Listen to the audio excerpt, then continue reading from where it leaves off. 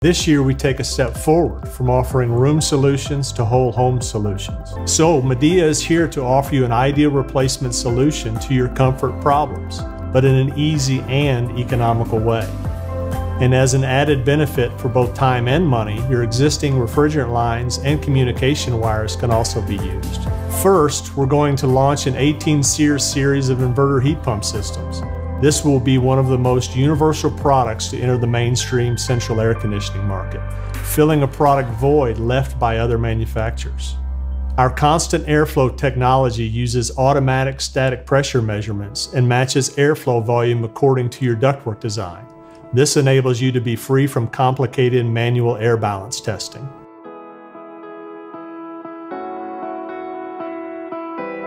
With BICOM technology, our system is easily compatible with both 485 and 24 volt communication modes, making it, quite possibly, the most adaptable system in the industry.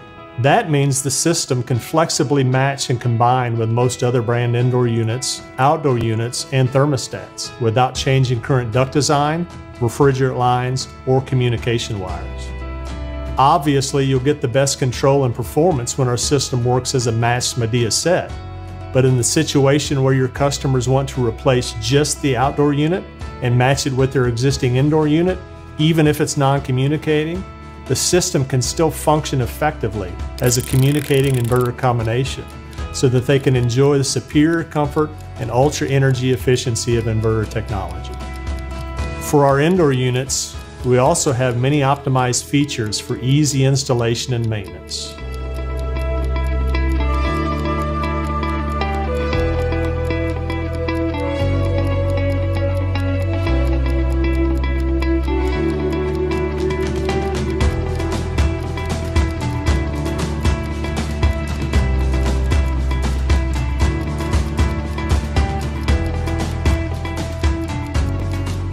We also want to make inverter cooling and heating easy for every home. That means easy for any upgrade plan or budget you may have, easy for any installation application, and easy for any member of your family to enjoy pure comfort. Let me introduce you to the EVOX Inverter Heat Pump and Air Handler System by Midea.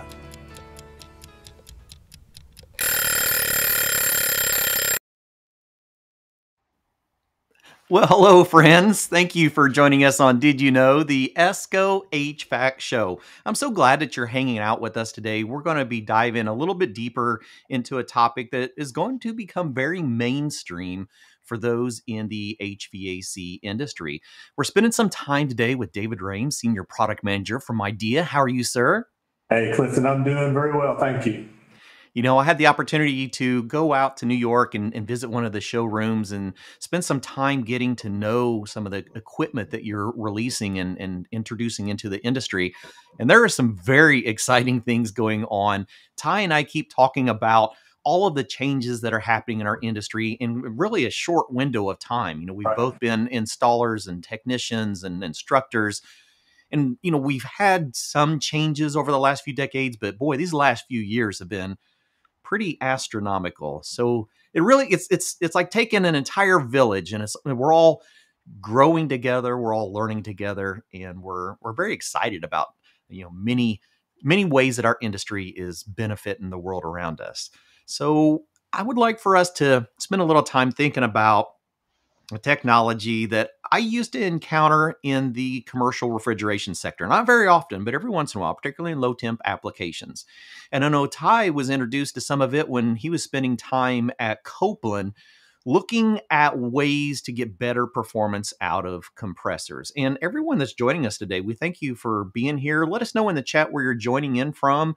If vapor injection and liquid injection is a new terminology for you, then let us know, because we want to be able to help answer questions and get you familiar with it, because it's really a mainstream conversation. So when we start talking about things particularly like ultra low temp heat pumps, which is kind of one of Midea's specialties. Right. We've talked about these transitions into inverter technology, which are fantastic products and can really improve on the technology that we've had in the past. We always use that comparison of, like when we, in automotive industry, when we left carburetors and points distributors and we went into fuel injection and ECM controls, we really just improved the inputs and the outputs for that internal combustion engine.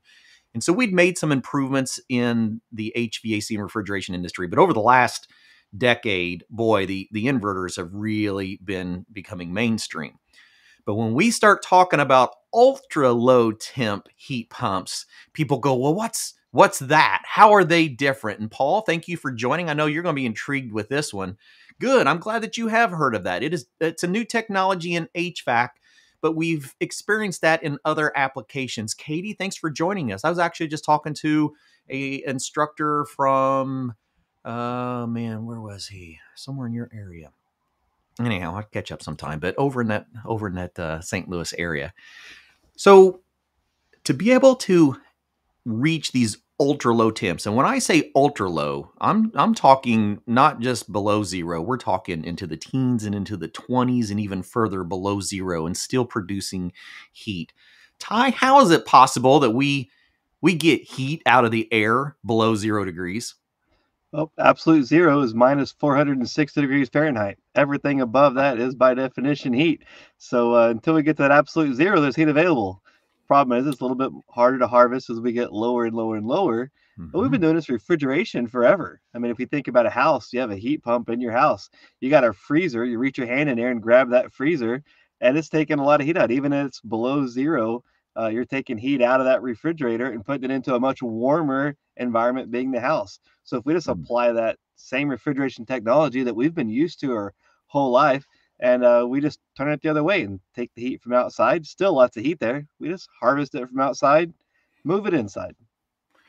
All right, David. So if we look at that refrigeration process, and we're fairly comfortable with the refrigeration cycle, let's start talking about this vapor injection that we're going to be seeing in these heat pump technologies, and what that means and what that looks like, especially in like these rotary style compressors. Because I know in my own experience, I had witnessed vapor injection in like scroll technology.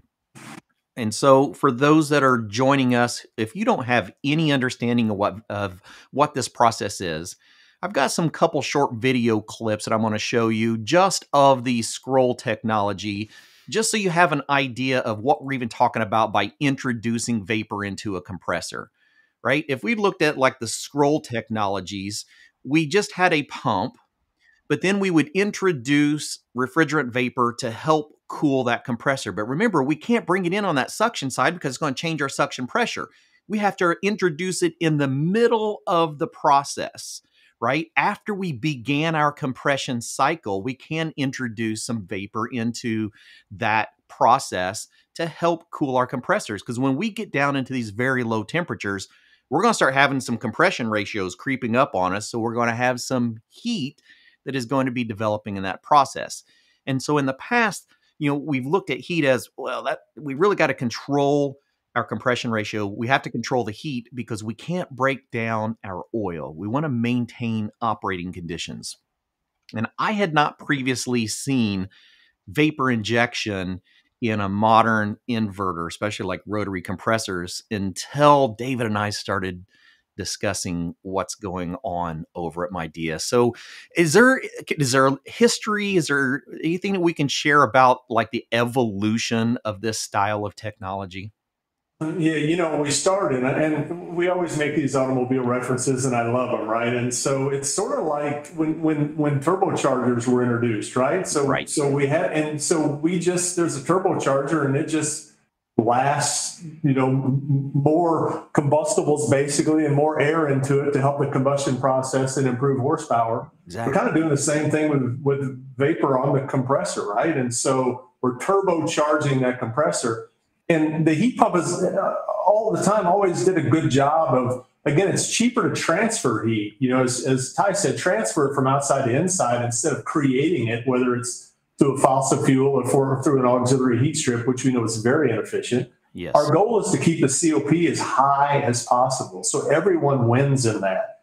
Part of the problem was We could still run, but boy, our discharge air temperatures were so low.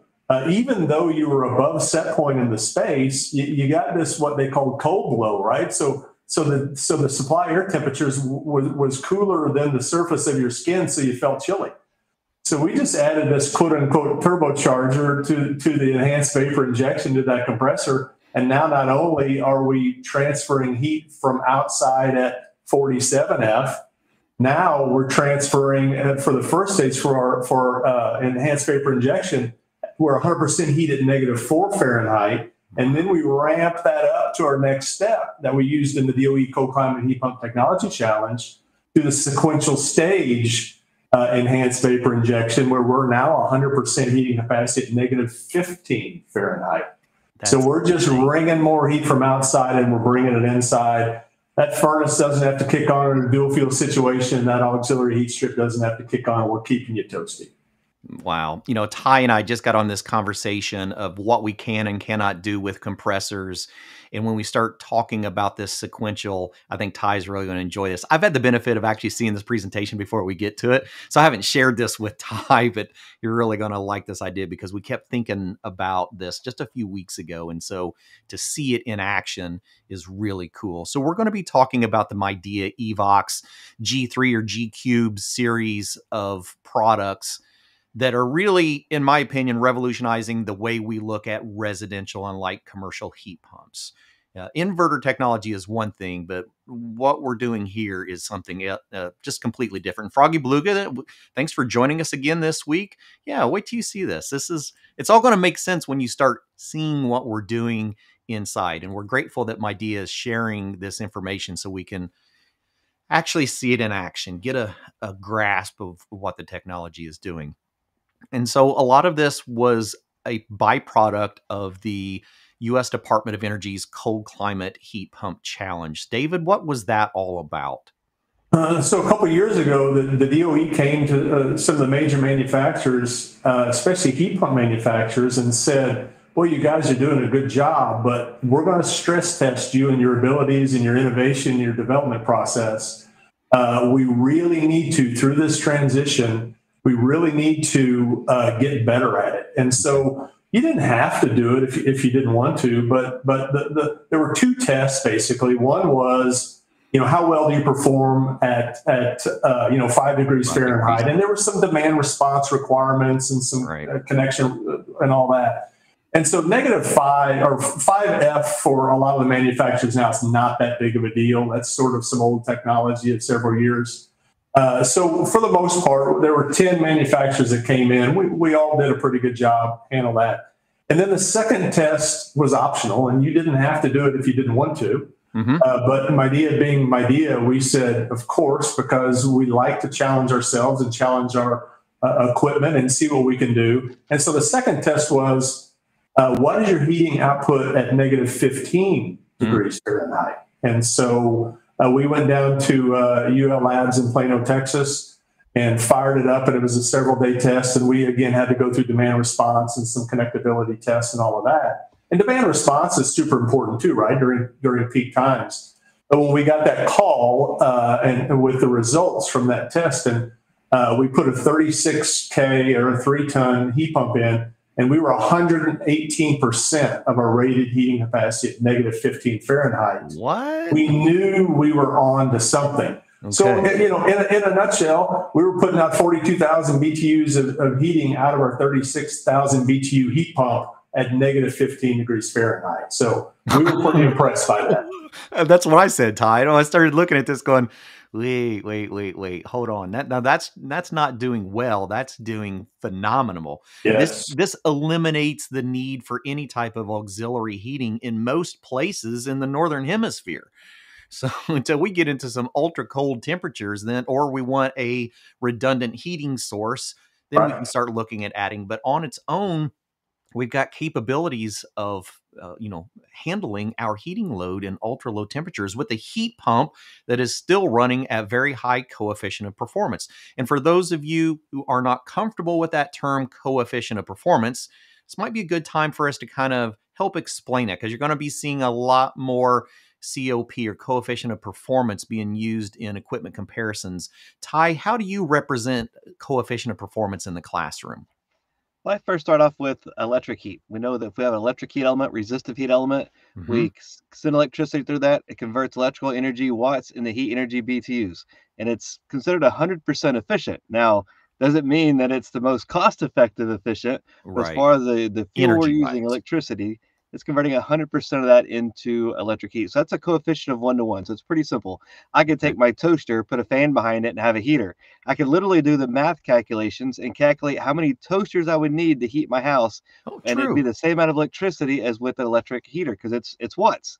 We're converting watts to BTU. So it's a coefficient of 1 to 1. So it's a pretty simple comparison. Now, if we look at a heat pump, our coefficient is several times that.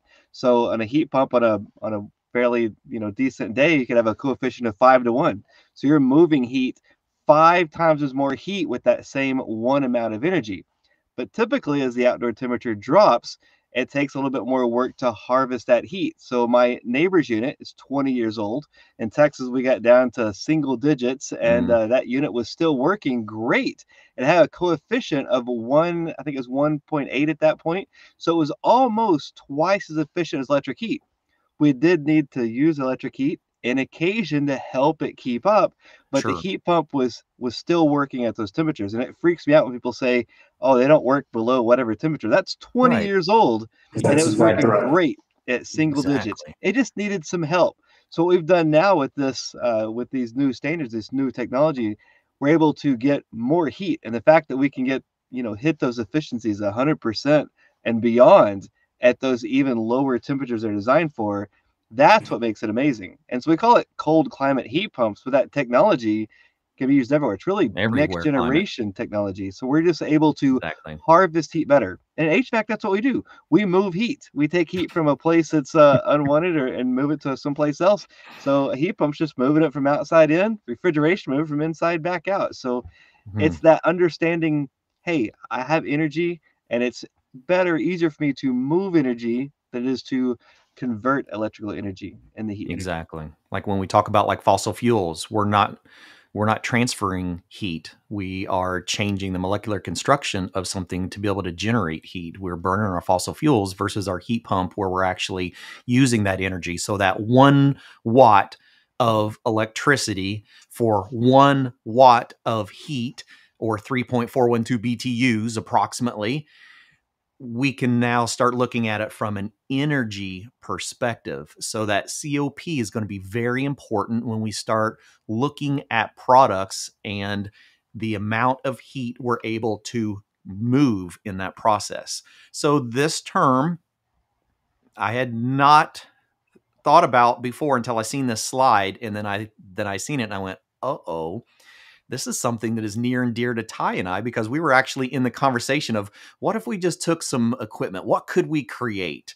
Could we do a cascaded compressor system and see what type of heat we could actually get out of it? And then I got to this slide. I went sequential stage variable speed. What is going on here? So, David, do you mind telling us exactly what we're talking about with the sequential stage? Hey, we're just adding in a booster to make it simple, right? I mean, we're compounding that, and so we can sort of use both cylinders or two cylinders to continue to add in, and that just helps our heat transfer big time. And so at Midea, basically our mission is that let's let the heat pump do all the work, or 99% of the work, right? Right. And so those who want to move away from like a gas furnace and say, let's let the heat pump do it. I've talked about it before. We've got an air handler that will work on 115 volt, right? So let's let this compressor do it with the sequential stage, 118% at -15. And you may not even need that auxiliary heat strip because the compressor is going to be doing all the work. So it was a huge step forward. It was a challenge for us, but when you've got a sister company in GMCC compressors under the Midea group, we worked very closely together. They helped us to manufacture this compressor, and then it worked like a champ as we saw through the details and the performance of that cold climate heat pump challenge. So we're taking one rotary style compressor And we're essentially putting 2 pump assemblies on it. So we're bringing in our low side pressure, our suction gas, into the first stage pump. And then the discharge pressure. So we would have a compression ratio on that first stage pump. So let's just say, as an example, I don't know what it is. I'm just going to say as an example so people can understand. If I had a compression ratio of 2-to-1, I could be coming in at 1 pressure. I could be doubling that on my discharge. That discharge pressure in a traditional compressor was your discharge pressure. Now we're actually going to take that discharge pressure and it's going to be the suction pressure of our stage 2 pump within that entire assembly. So it allows us to double dip, basically. Yeah, it's a cascaded compressor in one body. Yeah. And I had only heard of one use of that in our industry. A decade or so back, there was a company that built some packaged units, packaged heat pumps that did a cascaded system. I actually have one that I'm going to be doing some work with here in a while, just to experiment with. They had a lot of problems with compressors because they were overheating compressors. Because if you think about it, by the time we get to that second stage pump, we have a pretty significant compression ratio, which means we're going to have a significant amount of heat in there if it wasn't controlled. And that's where Midea came in and went, well, we can do something about that. We can manage that additional heat in there, and we can do that with a saturated vapor. We can do that with refrigerant vapor that comes into that compression circuit along the way. And so for those of you nerds like myself, and I'm sure Ty, we can sit and stare and study these kind of diagrams forever because it tells us how something operates.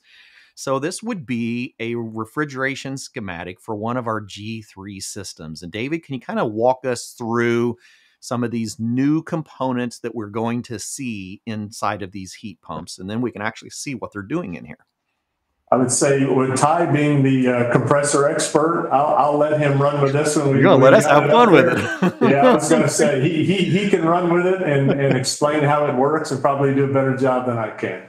Well, I know myself, Ty. I'm looking at this and I'm going, okay, so let's start at ground zero. Let's start at our compressor, right? And so in this stage, I am going to now be discharging out of the compressor. We'll make our way back once we get through the whole circuit. I'm going to be coming through my 4-way valve.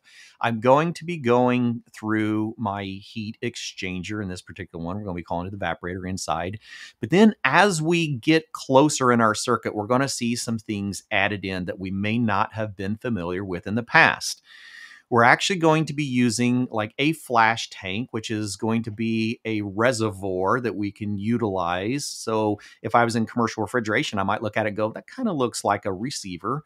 You know, that kind of looks like a place to store my refrigerant, because I'm going to be using refrigerant for my normal refrigeration cycle. But at the same time, I can now introduce a solenoid. And what are we going to do, Ty, if you've had a chance to take a look at this map?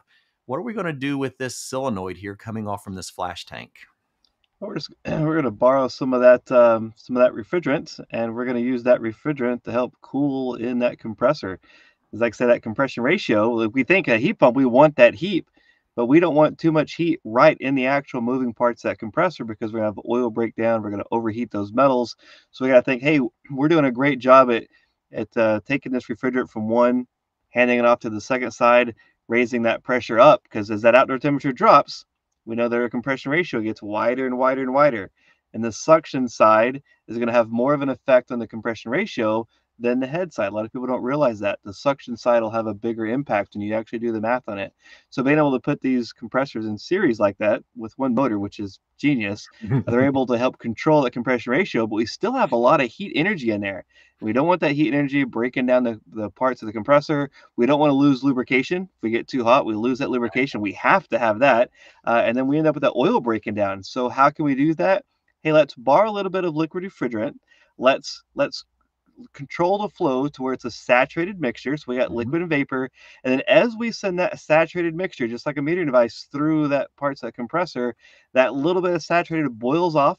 And because that refrigerant is changing state from liquid to vapor, just like it does in an evaporator coil, it's absorbing heat. So it's absorbing that heat energy, By the time it absorbs that heat, all that refrigerant turns into a vapor. So by that point, it ends up in the mediary, the middle side of between those compressors. So that way we're not affecting the suction pressure, because we don't want to raise the suction pressure. We need to keep it low to absorb Gotta keep heat. our system pressure So we're consistent. going between those two. We're putting that vapor in there. We've absorbed that heat, that latent heat. It's now only vapor, because we know the compressor can only move vapor. And then now we're putting that heat right back into the system again. So we're just borrowing some of that liquid to help cool the compressor, but it's not a loss. That heat energy is still going to be rejected back in the evaporator coil.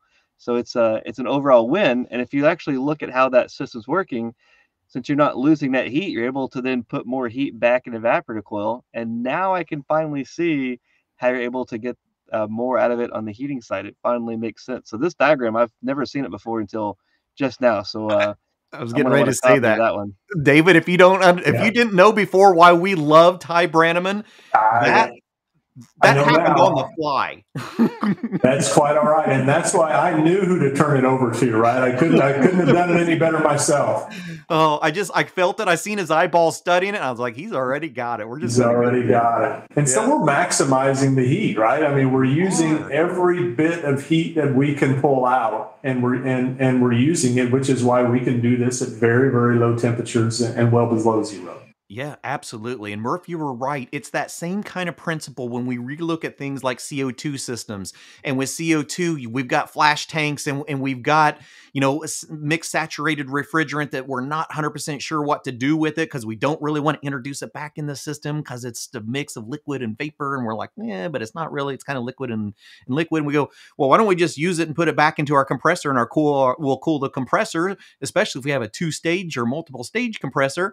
And I've not really done any effect of my refrigerant pressures. I've just utilized that additional cooling so that I can maximize that work in my compressor assemblies, and boom. And it's like, here we have it. Finally, we're actually seeing it in our world. And I know people are like, boy, this just it makes it complex. I'm like, yeah, but how cool is this? Yeah. And when you understand how it works, then all of a sudden you go, oh. Yeah, because what we're trying to do is we're trying to take away that hesitancy of heat pumps in cold climates, right? I mean, because there's always been, I always call it grandpa's heat pump, where they froze to death when temperatures got below 40. Yeah. We are so far past that now. And so don't be hesitant. Don't be scared. Embrace the technology. It's been proven in field tests and lab tests. It works. It's reliable. It's dependable. We try to keep that COP up there, stay out of the gas, stay out of the auxiliary heater, make you more comfortable. And in cold climates, we actually may save you a little bit of money too. Yeah. No. Oh, I'm so excited. Like, for me, it's all about the technology, different ways of accomplishing something. We're finding solutions for it. That's what I love about engineering. It's like, hey, we have a problem. Let's come up with a solution for it. And so it's technology. And people are like, well, what about the heat pump side? Like, if it's a gas furnace, 90%, 80%, 60%, it's all technology. Heat pumps are also technology. I heard somebody the other day, like, I don't like technology. I'm like, well, they were talking to me on a smartphone. Right, it was exactly. 100% technology. I'm thinking, when I started, we didn't have this. This wasn't even a mindset. My dad had a bag phone, and that was like high end, and it plugged into the horn. So it honked the horn. So when you're away from the truck, you could go back and answer it. And that was like the top end thing ever. And nobody even considered that. And now we have a full computer right here in our hands. So when you look about this technology, a lot of these ideas, they're not new. The idea has been around. We just now have the engineering to be able to manufacture this and test this, to do more things with it, and to make it affordable enough that we can, mass produce this. I was looking back at a heat pump book all the way back from 1948, but I was looking at an 80s model heat pump book, and it was amazing how much technology in there. Things that we're talking about today, this is 1980, and they were talking about it. Right. They were talking about with the DOE, using different energy sources to store heat and water. Batteries And there in that book in the 80s, it was talking about burying water tanks and insulating them and storing that heat to get through, the nights when your temperature really dropped off. It was just amazing how we think about solving this. And the problem is, you're having more water, you have a tank, you're having more energy. So, hey, what's a solution to simplify that? And so, hey, we look at, here's Midea that came up with a solution for that. And if you think about, hey, this may look complicated at first, But if you compare it to storing a tank of water and having the amount of cost that goes in with that, and then water itself is always a factor. Hey, we've eliminated a whole lot of those issues, and we can get more than our capacity for cooling out in the heating side because we're putting that heat back in evaporative cool. Whereas in summertime, we're just having to reject that excess heat out into the air. But here we can utilize that. I mean, I think I'm impressed by it. I am too. I mean, we've already got temperature thermistors all over the place. We got discharge temperature thermistors on our inverters already. So literally just adding some extra controls and some ingenuity. And the thing that we tell some of our, distributor and some of our customer partners, even in the South, is, an enhanced compressor is an enhanced compressor. So not only will you see this awesome technology and performance in cold climates, but on the cooling side, you're going to get, you're going to get higher SEER ratings and all that too. So I always challenge when we're talking with customers and they're in the South and they go, I don't need that because I'm down here. Yep. But you better take a look at the performance and you better take a look at the efficiency because, hey, there's the old saying, I'd rather have it and not need it than need it and not have it. So there are times down south, right, we'll get hit pretty hard. And I'm in Louisville, Kentucky, so I'm not south, but, I'm much further south than Michigan and all those guys up there. But we also help on the cooling side too. So I always say, look at the performance of both the standard and the cold climate technologies and make that decision for yourself. Don't just base it off of the term cold climate, even though you're not in a cold climate. Exactly. Roman Ball, I'm so glad you joined us. I mean, you're familiar with this technology. You're a refrigeration guy. This, should completely make sense to you. And he's going, well, what kind of heating capacity? So Roman, you kind of missed the intro. So David, do you mind sharing with Roman again the heating capability of this generation of heat pump? So through the Department of Energy Cold Climate Heat Pump Technology Challenge, the second part of that test was we were tested at negative 15 Fahrenheit, and we were 118% of our rated heating capacity at negative 15 Fahrenheit. Now that's the coldest that we could test at, right? But we've seen that we actually have we can still run at like negative 40 Fahrenheit. Our compressor is still going to work, right? Exactly. And so it's not going to deliver 100% at that number, but as long as that compressor is running, and if we do need to stage in, a 3-stage auxiliary heater, we can stage in some of that to help boost it a little bit. We've still got that heat pump running. And so we're still going to try to keep that COP as high as possible to keep your utility bills down. Yeah, exactly. And, it's not just this. You were just mentioning a while ago with, when we're talking about all the additional things that comes along with this, I want to play a real short video that I thought was super cool about the air handlers that goes along with this. Because we're not just talking about, new innovations in the outdoor units. But Perla's out there. Perla, you're going to like this. I bet Perla's been up in attics before and had air handlers having to go in and out of them. Wait till you see this thing.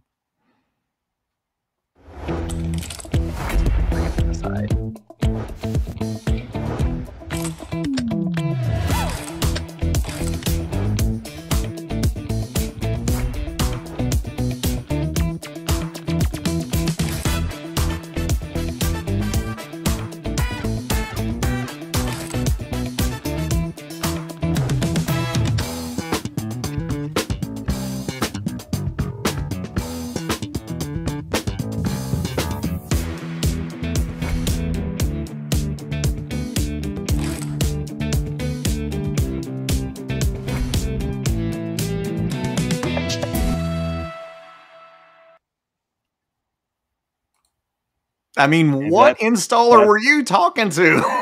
That's choices.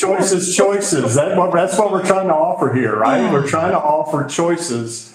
One SKU. So let's just take our 3-ton, right? Which I demanded was at 17.5 inches wide because when you saw the guy lifting it up the attic steps, it's actually a colleague of ours' house. It's 3-ton horizontal in an attic. We broke that thing down in 3 pieces. We timed it. The coil section, 30 seconds from the bottom to the attic. The blower section, 30 seconds. And about 10 seconds for that nice 4-inch filter rack from the bottom to the top. We're safer. We're faster. We save labor. That one model, up, down, left, right. And oh, yeah, by the way, what we call the lowboy application, where we split the blower and the coil side by side or side by side. Low height requirements, which you see a lot of, whether that's a basement or a cellar or something like that. We can split them. We've got field tests out there, works like a champ, no problems. 6 different applications, 1 air handler. We're pretty proud of that innovation. Yeah, that's pretty that low boy crazy. caught my eye. Being able to split that like that, that was because I always hear, oh, I can't have enough return because it's in the basement. It's like, oh, well, there's a solution right there. Exactly right. Also thinking about that rafter, it's always right there in the way. You can literally put a piece of duct between them and you can split that and have separate the two. Yeah, because if you look at that and people say, well, maybe I don't have the width to do that. But you know, if you're going to run the return down the side of that thing and return through the bottom of it, you're still going to have a return duct coming down this side. So when we split it, your return is actually going to be coming into the top and your supply is going to be coming out the other side with the air distribution box at the bottom. So we're really not getting any wider than your normal side return that goes down and returns down through the bottom. So we're saving a ton of space. We're giving the applications, there's extra wire in there. So when you mount it like that, we got a knockout. You just feed the communication wire through the knockout, plug it in to the board on the other side. Boom, we're ready to go. Runs like a champ. Now, I know Christmas is coming, mechanical environments, but now that's stepping out there. Maybe someday. You know, I've actually got a video of that. I'm gonna go ahead and play that one too. Now, this was the one in Texas, so this was a commercial video that you did of the installation in Texas, and I think it's really worth everyone taking a look at it real quick. Let me hop over there. We'll be back here in just a minute with this one. Hello everyone, my name is David Rames with Midea America Research Center in Louisville, Kentucky. We're removing a dual fuel system. We'll be replacing that with a new Midea EVOX G-Cubed heat pump and air handler system. The new Midea EVOX G-Cubed system is not only efficient, but powerful as well. This model we're installing in the Shaw residence is both extreme heat and extreme cool. The Midea EVOX G-Cubed air handler is modular, which means through a block and lock design, we can break the unit down into 3 easily maneuverable and liftable pieces: coil, blower, and filter sections for not only a more efficient, but also a safer transition from the ground and into the attic. Most systems you see in the industry are vertical discharge, which means they're big square boxes in your yard. With Midea, we've got an innovative side discharge unit. We can shrink the overall footprint. We can get skinnier basically and give you more of your yard to enjoy. Midea has one of the most quiet decibel levels in the industry. If you're enjoying the backyard, whether you're having a barbecue or a picnic, you can have a normal conversation and the outdoor unit does not drown out your conversation. So it's just a more pleasing environment. We've also got an enhanced filter module that can accept not only a 1, a 2, or a 4-inch filter, and they are nominal sizes that you can buy locally. The efficiency is up to 19 SEER2 on the cooling side. The extreme heat is 100% heating output down to -13 degrees Fahrenheit. The extreme cool side is this is a 60,000 BTUs of cooling up to 95 degrees Fahrenheit. With the Midea EVOX Constant CFM 2.0, regardless of your ductwork or your filter, our motor will ramp up or down to give you the exact amount of airflow you need in your specific application. Within the Midea EVOX G-Cubed air handler, we've got what we call auto voltage detection. So in this situation, as we take out a gas furnace that's using 115 volt and installing the new EVOX G-Cubed air handler, it will detect and self-adjust to the incoming voltage. So no expensive electricians, no expensive wiring, just plain and simple. With the Midea GA algorithm, we follow the load line of the home. Whether you need more heating, less heating, more cooling, or less cooling, we find the load line and we follow it all day to give you the ultimate comfort experience of Midea EVOX. I hope that today's Midea EVOX G-Cubed replacement video answered many of the questions that you have about your home heating and cooling sources. If you would like to be as comfortable as you've ever been, please visit our website at mideacomfort.us.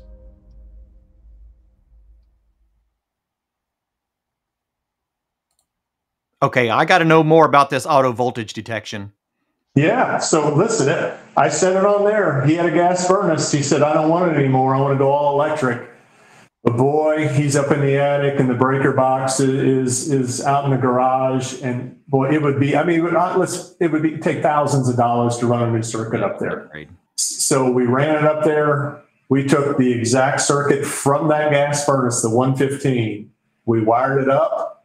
That Midea G-Cube air handler sensed it, ran with it, 115. You know, we do that without an auxiliary heat strip, of course. But when you're putting out the kind of heat that we're putting out from our heat pumps, the auxiliary heat strip, you really don't need it. And so as you saw when he slid the filter in, you know, that was in August. So we've gone through that summer, and then we've gone through some of the winter already. It dehumidifies in the Houston area. It's keeping him warm in the wintertime. It was a real hit. And so that air handler, I think, it revolutionizes not only installation, but service, troubleshooting. We try to make this as simple as possible. SKU minimization, 6 different installation applications, 1 SKU, and we try to make it as easy as possible. Jeez. Yeah. Well, you solved the voltage issue, the ductwork issue, the heating capacity issue. I think the only thing left is a reheat coil option. That way you can solve the oversizing issue. People overlook the humidity, and every system I see is oversized. That would be. That's right. You can still dream away, though, mechanical environments. Lock it in and reheat. Boom. Problem solved. And by the way, with that system, we use the Midea communicating wall control. But if we wanted to run that off of a 24-volt control too, you know, we're 2-wire on the communication side on the wall control, but it also self adapts to 24 volts or communicating. So I could take that communicating wall control down, put a 24 volts on. I don't need to change anything, right? And it just senses that 24 volt wall control, and we'll run off of that as well. And you still get inverter variable speed technology. Man, oh man, oh man. I'm really digging that. Katie, I hope that answered your question with the auto voltage, that it is actually reading that voltage coming in. Because you got to remember, once we start converting over for like our ECM motor is just going to be running on that DC supply. So once it senses that incoming AC, then it's a setup and off you go. I've seen auto voltage detection in a variety of different applications. I just hadn't seen it in a air handler assembly. So yeah, that's very, very intriguing.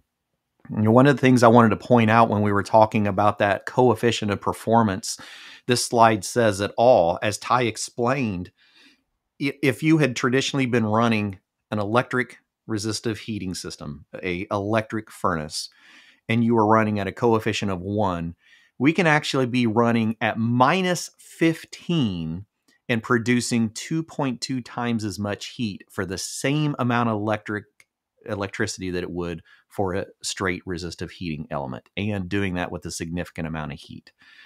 And that's really the change. In the past, when we looked at that comfort level, and we started looking at our balance point, and we almost always looked at balance point as a comfort point, right? When we did load calculations and we did our balance point calculation, it was for comfort alone. And as we start looking into new products, we can now start relooking at it from an efficiency aspect as well, because now we're going to just be looking at, all right, where is our typical balance point? And then if we're looking at a piece of equipment like this, it's going to go, oh, well, our balance point is somewhere around -30 electrically, efficiency wise.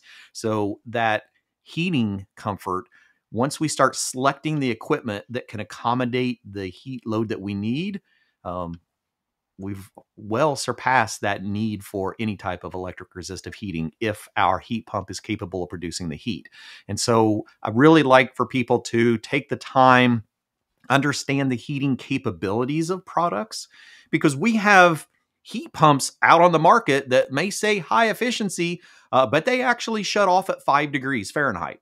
I've got one, just purchased it a while ago. It will not operate below +5 degrees Fahrenheit, right? So all heat pumps are not created equal, and it takes technology and it takes innovation to be able to get down into these operating conditions. And I'm just ecstatic about that.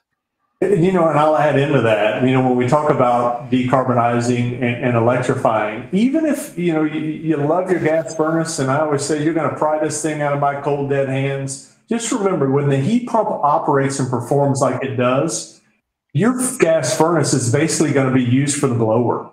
I mean, even in my house in Louisville, Kentucky, I've got a dual fuel system with an Midea 4-ton extreme heat and our coil on another gas furnace. My gas furnace maybe runs 2% of the time. Wow. And so the first winter I put it in, I didn't even know if it worked or not, just because it was just the fan, right? And so, so whether you go all electric or whether you want to keep that gas furnace, with the power and the performance of these compressors, with the Midea extreme heat, you're still electrifying because that gas furnace will hardly ever run. And the heat, the consistency of that heat, you know, as you don't get this short cycling, right? Where your gas furnace kicks on. It's like, is it hot in here? Is it cold in here? Is it hot in here? Is it cold in here? We're going to find that load line and we're going to put out some really warm heat. You get up in the morning and you stand in front of that mirror and you that toe kick coming out from underneath the vanity there and you feel it and you're feeling very, very warm air coming out of that compressor. But we're not going to short cycle like we do with an oversized gas furnace. And speaking of that, we did some research not long ago, whether it was a heat pump, an AC, or a gas furnace, 80% of those across the country are oversized. Oh, absolutely. Yeah. And so, and when you do that, right, you think, oh boy, worst case scenario. But worst case scenario is such a small amount of time. And now we're short cycling and we're making you very uncomfortable. In the summertime, the relative humidity is climbing. And then with the gas furnace oversized, again, hot, cold, reach the temperature, shut off, We try to find that load line. Let's stay there all day. Our amp draw and everything is going to lower down. It's going to be way more consistent, and you guys are going to be more comfortable. And again, you may save a little bit of money on the utility bill as well. Yeah, man. I had a customer complaint once because they said the system wasn't working right because they couldn't tell when it was running or not running. And I'm like, congratulations, you finally have a properly operating. Congratulations. You know, we always compare it to your refrigerator, right? You never come up to your refrigerator and go, is it running? Is it not running? Is it running? Is it not running? When you reach in and the milk's cold, that's really all that matters. Yeah, that's very true.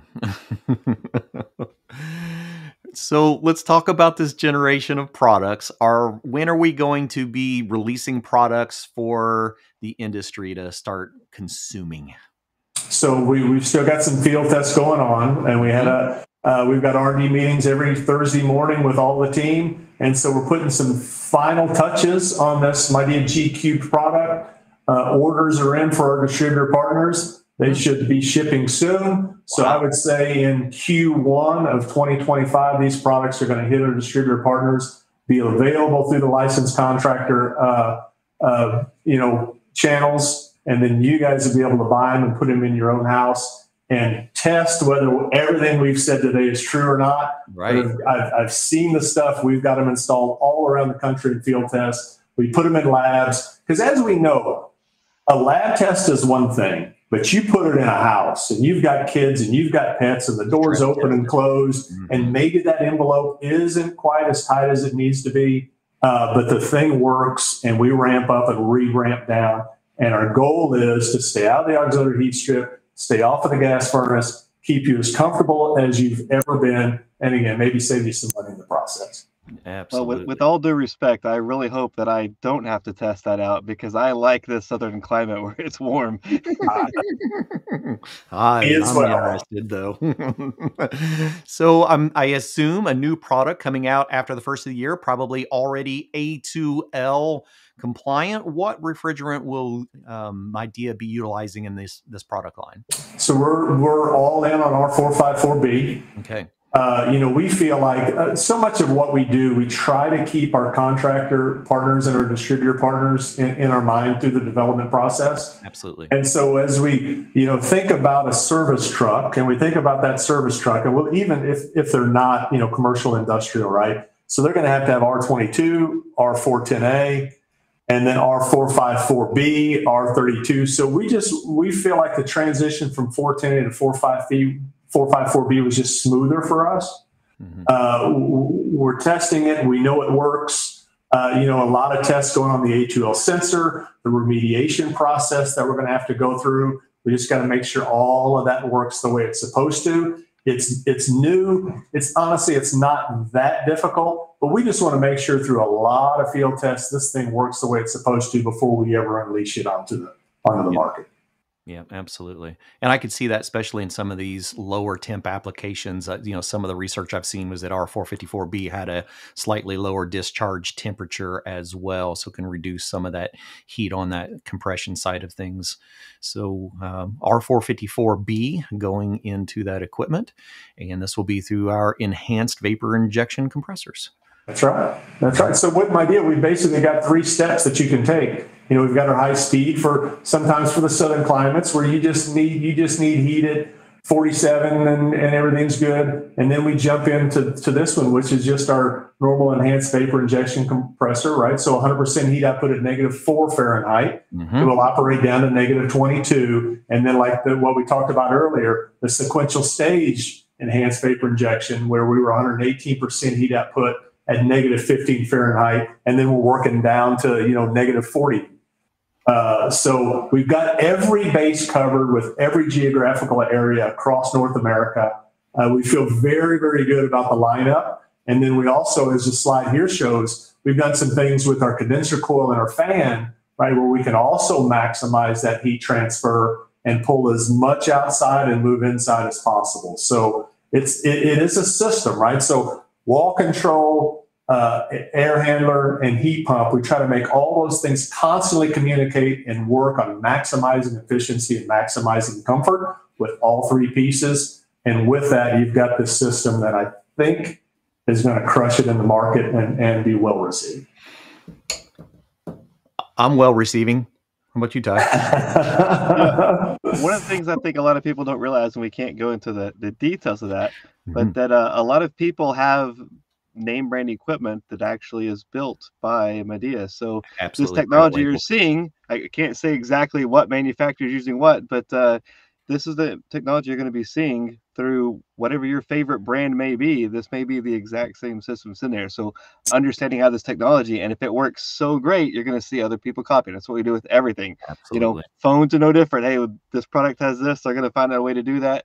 So this technology that's here, hey, learn about it, start embracing it, seeing how it's going to work, because it's what's, if we get a solution that's working, everybody's going to want to figure out a way to implement that. So, this is stuff to learn about, be on top of.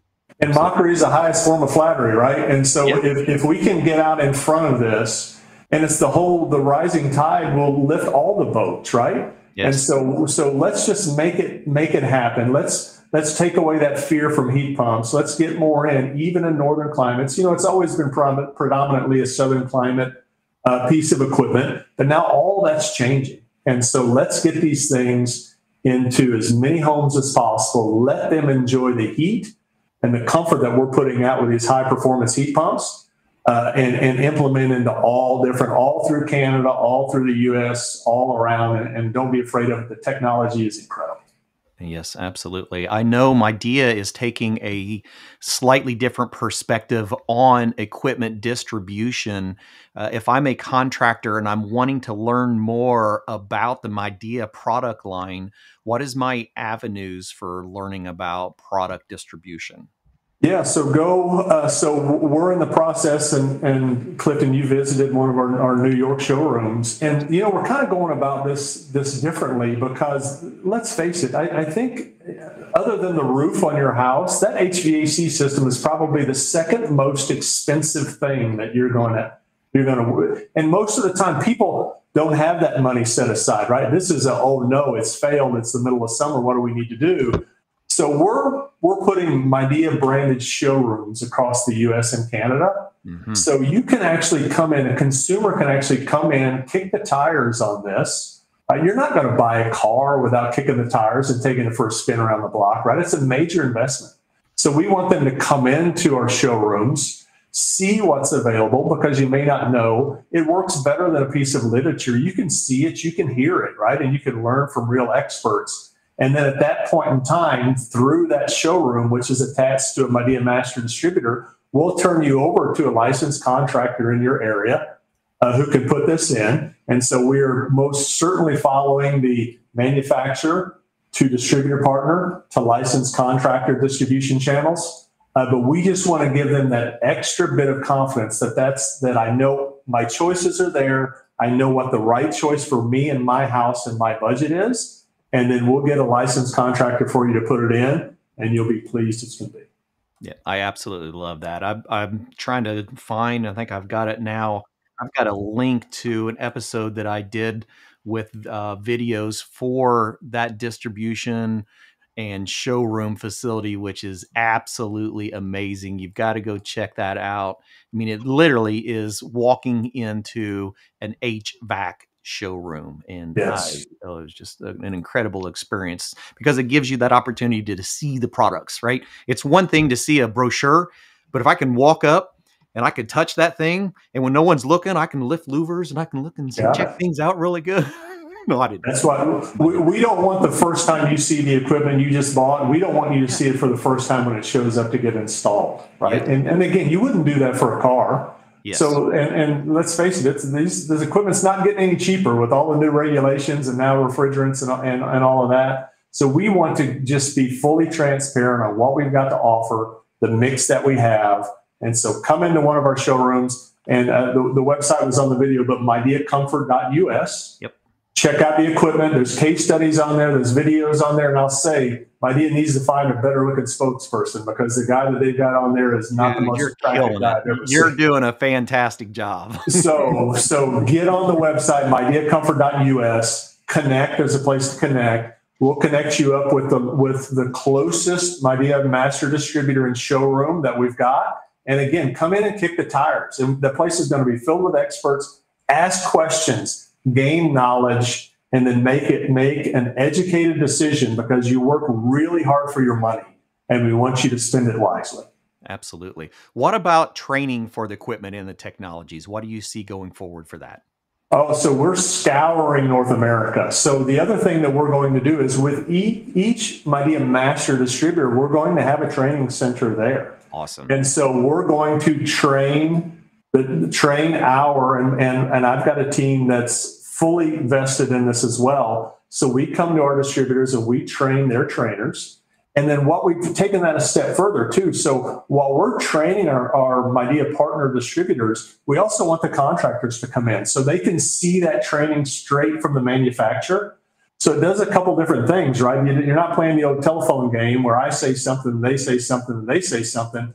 Right from the horse's mouth. I've got a team that travels North America every week, training on this product, injecting confidence into our distributors and our contractors and our consumers that this technology is the way that you want to go when you need to go. Right. And so training, and Clifton, you know this as well as anybody, training is key. Key to success. And we've seen if we train correctly, issues with the equipment substantially drop, warranty claims substantially drop. So we got to train, and get them comfortable. And we've got guys here for distributor partners if they get stumped on something. I think between our training team, it's 143 years of experience in the field. Very cool. And so call them and we'll help them. We'll walk you through. Fantastic. And for those of you that would like to get to know the Midea team a little bit deeper, we encourage you to come join us at the National HVACR Education Conference. We'll be hanging out, talking about technologies, innovations. We're going to be spending time looking at the future of our industry. And we're going to be spending a lot of time looking at these high efficiency products and ways that our industry can contribute to energy reduction and energy management as much as possible. So it's going to be a great time. We're really going to enjoy having you all come join us. So definitely check it out. Grab that QR code. Go see what's happening this year at the conference. And Ty, any final questions, comments before we hop out of here? I thought it was interesting about the showrooms because usually you only see that at a factory.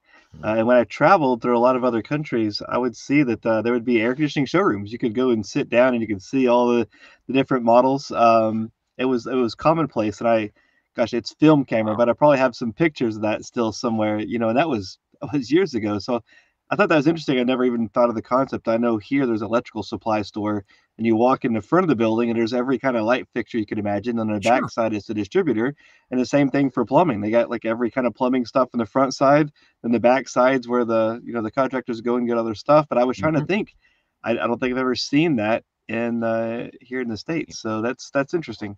Yeah, it was a beautiful facility, very well designed. Yeah. So a new concept. We just want to make people comfortable with the product, comfortable with the performance, comfortable with the new technology. And there's no better way of doing that than coming in, taking a look, and like I said, kicking the tires and asking as many questions as possible. Yeah, absolutely. Well, David Rames and the Midea team, we are so grateful that you spent time with us, introducing us into vapor injection for our residential cold climate heat pumps. We're going to be seeing a lot more Midea around in the future, joining us on the show to educate the industry and bringing new technologies and innovations to you. And we thank you all for joining us today. And I haven't even decided. We may end up taking next week off, being the day after Christmas. I hadn't planned on anything. If anyone has any requests for any type of training that you really want us to show up, I will be there. Otherwise, we'll take the week off and we'll see you on the following, and we'll dive into some new technologies. David, I do have one more question for you. Sure. Is there any work involved in looking at where thermostats are showing like humidity or dew point as a normal thing instead of it just being temperature? And any looking at any controls for the air handler side that's showing CO2 levels and particulates that will automatically bring in, outdoor air, stuff like that, that's part of the actual system and not a separate standalone piece? Right. So we've got, I'm at the Midea America Research Center in Louisville, Kentucky, and we've got an advanced development team here. So, just a couple of years ago, what we just talked about today was some crazy concept that we never knew would come together. Ty, those are the same things that we're working on is how do we keep you, because to your point, comfort is temperature and humidity both too, right? So, and then we want to work on the IAQ side of things. So keep you healthy and keep you comfortable and work through that. And because I don't think most people know what comfort actually is until they feel it. So that's the mission, to keep you as comfortable as you've ever been. I see a road trip someday, Ty. I'm looking forward to it. One of the biggest things that aggravates me is when I see a news article every summer and spring. It's like, hey, what temperature is the best? And I'm like, I don't care what your temperature is. What is your humidity? What's the particulate matter? So yeah. So I just thought if we actually made that commonplace, we started putting it on controls where they could see temperature, humidity, and particulate and CO2. That way it would be more value, because people have value in the temperature because that's what they see. But if we started adding a standard industry practice of having some more numbers on there where they're looking at a bigger picture of stuff, because my car doesn't just have speedometer. That's not the only thing that it has. It's got, other gauges. So I just love to see from a manufacturer to start making that, commonplace. Like, hey, it's not just that my house is cold. It's like, oh, my humidity is good. Particulate matter is good. CO2 is good. Like you have like a little green check mark. Hey, you're passed the test. That's right. The future of our industry. Got it. It's a lot of fun. Well, guys, thank you so much for joining us. It was a great time. Hope everyone enjoyed themselves and learned a lot. We will see you after the holiday. And everyone, have a fantastic evening. Yeah. Thank you. Bye, everybody.